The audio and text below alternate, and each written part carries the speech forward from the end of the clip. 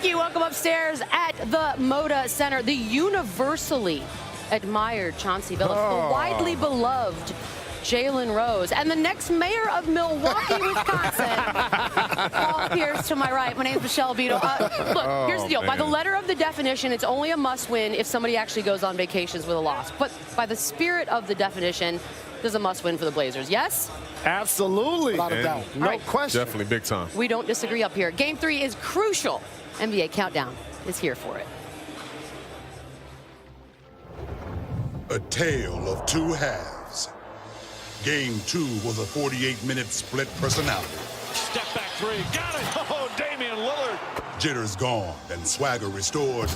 The Trailblazers reversed their Game 1 roles, keeping the Warriors in check until they didn't. Momentum and a double-digit lead vanished in a few moments. Golden State back in front.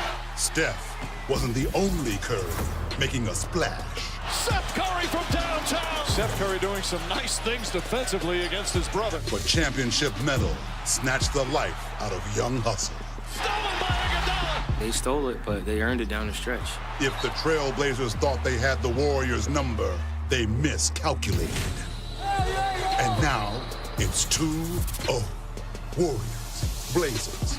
Game 3 next on ESPN. Welcome to NBA Countdown, presented by Mountain Dew. And welcome to beautiful Portland, Oregon. Loving it here so far. I know you guys are, people getting ready outside. I, for one, am excited to hear how loud it gets in here because we've heard it through the TV. It's going to be jumping in here Yeah, tonight. that's what I'm here for. The loudness of the build. Oh, that guy's in for an awkward night with his buddies, but that's fine. No big deal there. Look, this entire series, it was supposed to be one thing, and really one thing only. It was supposed to be about the backcourts. The Splash Brothers, however, have outscored Damian Lillard and C.J. McCollum by a combined 42 points through 2 games. Now, if that's not something that impresses you, perhaps the difference in the restricted area will. Golden State dominated in the paint. Game 2, they outscored the Blazers by 22. Warriors' 3rd largest differential in a playoff game under Mr. Steve Kerr, and it's the best since the 2017 finals. Now, if you're a Blazer fan or you happen to be a Warriors hater, I do have some news for you. Portland, 5-1 in this building right here this postseason. Also, a top 5 record at home during the regular season. And Damian Lillard has gone off, scoring at least 28 in every home game during these playoffs. That is all the optimism, more than I'm used to. Here's C.J. McCollum. A win at home. You know, win at home, that's the biggest thing. And we've gotten blown out. We've, blown a lead, so we've kind of experienced, both sides of the spectrum. Now it's time to close the game out, execute better, play better for 48 minutes, and feed off our crowd and do what we're supposed to do at home. You mentioned the 48 because they led for 38 of the 48 in Game 2. That's second most leading a game basically all season long that they lost. They led for 41% of the minutes in this series so far, and of course, they're down 2 games to nothing. So it felt like a heartbreaker the other night. Even if you weren't invested in that game, it just had that feeling. How do you stay motivated after that? Oh, understanding what's at stake. Because if we all know what's going to happen if they go down 0-3. And I don't want to be standing right here waving a Wally's broom in front of these nice people. Oh, that's a good call. I would not want to be put in that position. And also, it's almost a buzzkill because if you think about it, they got swept out of the playoffs 2 years in a row. And then now you advance. You get some momentum. You have some positive things you can talk about. You make it to the conference final. And then you get swept again. So it's important for them to come out and have a big-time game and win on their home floor. Yeah, it's easy for them to get motivated. They can go back to last game and say, look, we let this get away. We're a great home team. We're coming home. All Golden State did was take care of business. Now it's up to Portland to come home and try to take care of business. But they got to realize that if they're going to get back in this series, they got to win both their home games. But if they're going to win the series, they got to beat Golden State and Golden State eventually. But the important part is just to take care of home right now. Paul, you said something very interesting. Ooh, I was going to say. All the Warriors have done is won 2 games at home. Yeah. That's what good teams are supposed to do. The Blazers haven't lost any tread. They have some encouraging times. They can some good things to take away from, especially from Game 2. And you got a ball game here, so you worry about Game 3, period. That's the it. first quarter, period. Let's win the first quarter. As far as who on the Blazers do you expect the most from here at home? And I know we mentioned Damian Lillard. Is that, Oh, is that it your has answer? to be. Is that It the easy has one? to be your best player at this point of the season. He's averaging 18 points in this series, yet he's averaged 28 points in his home games during these playoffs. He's been amazing, but the Golden State Warriors have done a good job of containing him. He has to continue to be more aggressive, and I know he's logo Lillard, but he can't settle for 35-footers. He got to continue to drive, play mid-range, try to finish at the hoop, and see if he can create for himself or his teammates. See, Jalen, I just think that, you know, we say Dame needs to be more aggressive, more aggressive. They're trapping Damian Lillard. So they have to find a way to get him better looks at the basket. Maybe it's not sending those pick and rolls. Maybe he needs to play a little bit more in the isolation situation. Quick hitting plays, you know, to get in. To me, I think Evan Turner's a guy that I look at and say, he needs to play a lot of minutes, because you can put the ball in his hands and then have CJ and Dame kind of running off of screens, and you got a guy that can play make. They need to find other ways to get these guys going. Yeah, I agree with Chauncey. I hear you guys say a lot. I think you have to use Evan Turner and maybe put him in the pick and roll situation, because a lot of times when Dame gets trapped, he throws it to Enes Kanter or Collins, and these guys don't know what to do with it. If you do the pick and roll with Evan Turner, at least he can make a play out of it when he's trapped. You know, he's a guy, he can get into the mid-range, he can knock down shots, or he can find guys in the corner. So, and another thing is maybe play Dame off the ball. Get him into some dribble, handoff action. You know, he has to get out on the break, get the ball thrown ahead. He has to play with a better pace, because in the half court, it's tough on him while they're trapping him all night long. And you guys are touching on something that's really important. That's productive play up front. So you're talking about Evan Turner, you're talking about Enes Kanter, you're talking about Collins, all not only playing really well, but they got to upend Draymond Green in some way, shape, or form, because he's basically had his way with the players up front. That is true, and been very chill, which is never good if you're the opponent. Look, this is a big deal game, which means we need to bring in a big deal. Oh, hey, Doris, who happens to be downstairs. Hey, TV, what do you have for us? Hey, guys. Well, I'm probably going to reiterate what all three of those men just touched on. If Portland is going to win, they're going to have to figure out the blitzing defense that Golden State is sending at their best players, and that's Damian Lillard. They've got to be able to handle this, because until they prove otherwise, they're going to see constant double teams.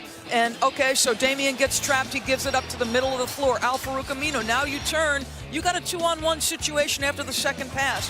If you don't execute and score, look at the closing ability of the Golden State Warriors. They start to turn the other direction. Some of this, to me, as you see CJ gets away with a backcourt violation, he finally gets it to the second side of the floor. Now you're 3-on-2. Doesn't evolve quickly enough, and boom. And to the guy's point, what a difference when you have a playmaker. This is why they're calling for Evan Turner, because guess what? They have the playmaker in Draymond Green to handle a situation in a numbered after a double team. We saw this constantly. Double team, 2-on-1. Look at this passing between these two guys. Just absolutely incredible. One thing up to note, guys, to your adjustments. Terry Stotts just told us we'd like to use that screener to help Damian. So I don't know if they're going to isolation, but obviously they're thinking about what you guys are talking about. Fair enough. Enjoy the game, Doris. According to Second Spectrum, by the way, Lillard blitzed 19 times in Game 2. That's the most he's faced in any postseason game of his career. Twice as many as any other player's faced. He's faced more of those in this series than any player has faced the entire postseason. All right, time to check out who's arriving in style. Brought to you by Chevy Blazer. Yes! What movie's that from, guys? You're killing me, Smalls. I don't know, but that's not style right there. Yeah, it is. It's from Sandlot. That is not style right there. They should have put us on that screen. I have not seen Sandlot. I'm on an island by myself again. Giannis in the Bucks, a very well-oiled machine. Kawhi looks like a one-man mission, and the team ain't helping. Coming up, how can the Claws Raptors battle back? Sports Center at the Western Conference Finals. The jump crew is here, and so is Steph Curry. Just ran out onto the court. Got some cheers, guys, which tells me that there's Warriors fans in the house. But we know what the environment is like in this building. The Blazers fans will be the loudest tonight. It's red and black in here. Absolutely. And in fact, guys, Steph told me he's a little worried about his parents in this arena, in this game, because of course, you know, they've been wearing the split jerseys for him and his brother Seth, but he said that he would, you know, go to his habit of looking up into the stands after he scored, and he felt that, you know, his parents were there and everyone was cheering around them and all of that, and he thought with all the Blazers fans here being around his parents, maybe they wouldn't be cheering so loud for him. And he was like, yeah, I'm a little afraid to even look up there. Maybe they won't be rooting for me as much. You know, I just watched his brother Seth. He goes through almost the exact same dribbling routine. Nobody pays attention to it. It's almost like they were raised by the same man. I know. They have the same idea. It's unbelievable. Now, there's so much energy in the building tonight. I know the Blazers are down 0-2, but people are so thrilled to have another conference finals here because, guys, oh, look at this. It has not been since the year 2000. 19 years since there was a conference finals game played in this building. The last one, Mr. Scottie Pippen's Blazers won Game 6 against the LA Lakers. We're not even going to talk, Scottie, about how the series ended. We're just going to stop time right here. What do you remember about this night? By the way, time did stop because he looks exactly the same. I know. He 100% does. Actually, it was great, you know, just playing in front of these fans and getting to a point where, you know, they hadn't been in a while, I guess, probably since we played the Blazers as the Bulls in the finals. So it was great for me to come here and sort of rejuvenate my career in front of these fans. And a very different way, right? Because I covered your late Bulls teams, right? That second three-peat. And especially by 1998, I have never seen to this day anything like it. Every arena you guys went to, it was, you know, the rock star show came to town. And people talked about the Warriors run in 2016 with the 73 wins being similar. It really wasn't, because that was Michael Jordan and you after you had already won 5 rings. Yes. Right? It was insane. I had never been around something like that. And for you to go to that kind of pressure and attention to up here in Portland, where we had a really deep team with you, what was that switch like? Well, I tell you, it was a lot less pressure playing here in Portland compared to being in Chicago, but I wanted to win here more than anything. Just the fans, the support that they give you night in and night out, and knowing that, you know, you're the only show in town, and the energy that they put into this team night in and night out, win or lose, they're the same fans. And it was great for us to give it that run, but we did come up short. I mean, you not going to talk about Game 7, right? We'll talk about Game 6. Skip Game 7. That's right. And you got to play with such fun guys, right?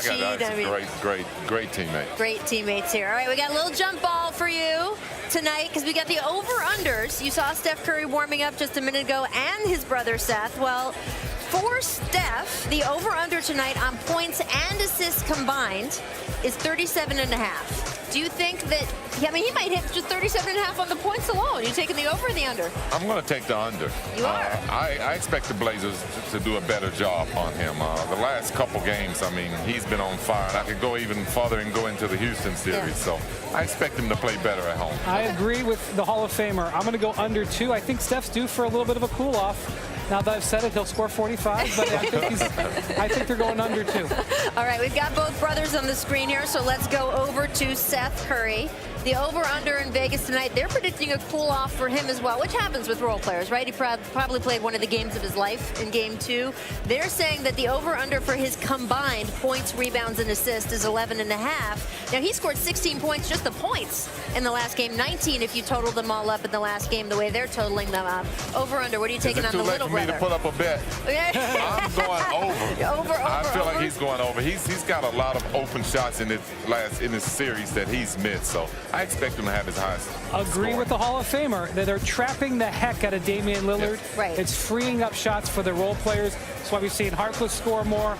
I think he'll get a lot of open shots. I think he's going to go over that just on points. Wow. Yes. All right. Well, let's talk about the other Splash brother, too, because Klay Thompson is being marked by Vegas for 23.5 as his over-under on points. What do you think? I would have to put him over.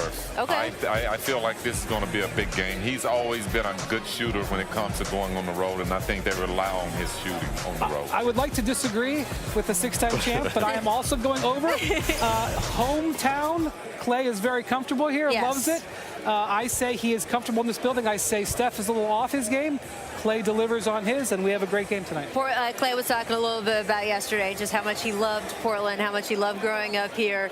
And he really does, I would say, project the vibe of this town as well. You're right He's got the flannel, right? He walked in the building with the flannel. You're killing me, Smalls. He's got the whole number on. That is killing it. He stopped at Blue Star Donuts? No, he probably didn't. No, come on. He's got the game face. He does have the game face, no question. I love seeing when the Klay games, when he breaks out. We've talked so much about Steph without Kevin Durant and how his game changes. But honestly, I think Klay's game might change the most with Kevin Durant out, just with the number of touches that he gets, right, Scottie? I think you're right. I think everybody benefits, but Klay benefits the most because I think his teammates tend to re-pick back pick and do everything, and it really opens up his all-around game. He gets layups, he gets his mid-range, and he also gets those offensive rebound threes. Yep, absolutely. When you go from number 3 option to number 2 option, up goes your well, point. we know he doesn't need to dribble. He just needs the touches. That's all he needs. All right, Brian, we're going to do the combo here. So better bet. Blazers to cover, right? Vegas has gotten favored by 2.5. Yep. Or the Warriors money line, which I do not think is good. Why would you give them $100 if you're only getting 115 back? I mean, I think the general rule of betting is if somebody's going to give you points to take the Warriors, take the points with the Warriors. That's what I would do. I think the Blazers are going to give them a heck of a game, but if there's a plus next to the Warriors, that's a good bet, I think. So we're watching the Blazers side warm up right now, Scotty. What do you think, sort of, if you're Terry Stotts, if you're in that locker room, if you were the guest speaker tonight, what would you be saying about the big picture? Not the X's and O's, but just how they should go out on the court. Turnovers. Really? Turnovers. We must not turn the ball over and allow this team to feed off of it. I think in the first game, for sure, Damon, as we know, had too many turnovers. And I felt like in the second game, they limit their turnovers. But when you get home, you get a little bit more comfortable.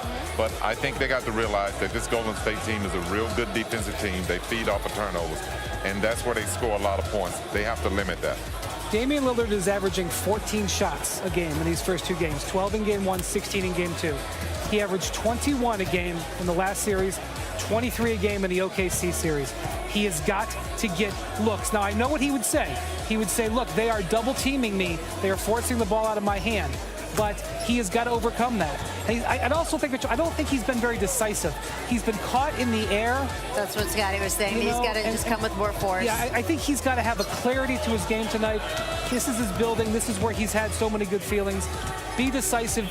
I don't care if he takes 5 or 6 more bad shots. He's got to take those shots. The Blazers need the points. Well, this is it, right? I mean, they know that if they go down 3-0, that's pretty much a wrap on this series. And this is a team that has been in that position. Look, they lost every game they played against the Oklahoma City Thunder during the regular season. They were not favored in that series, and they came back and won that series.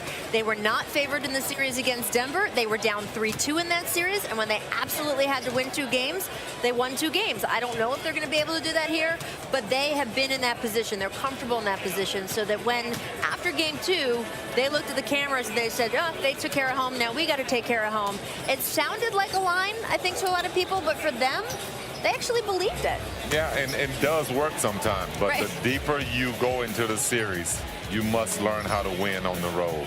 All right. We're coming up. We're going to talk a little bit about Andre Iguodala, what kind of defender he is. Maybe he's a better defender than the guy who said on his team that he's the best defender ever. We'll get into that. First, though, you know it's a jump takeover, so we got to give you some distant replays. This is Steve Nash to Mr. Stoudemire in 2007. Take a look. Finley now on Nash. Nash takes him off the dribble. Wrap around to Stoudemire and the foul. What a pass from Steve Nash. And this one, just a beauty. And a free throw coming up for Stoudemire.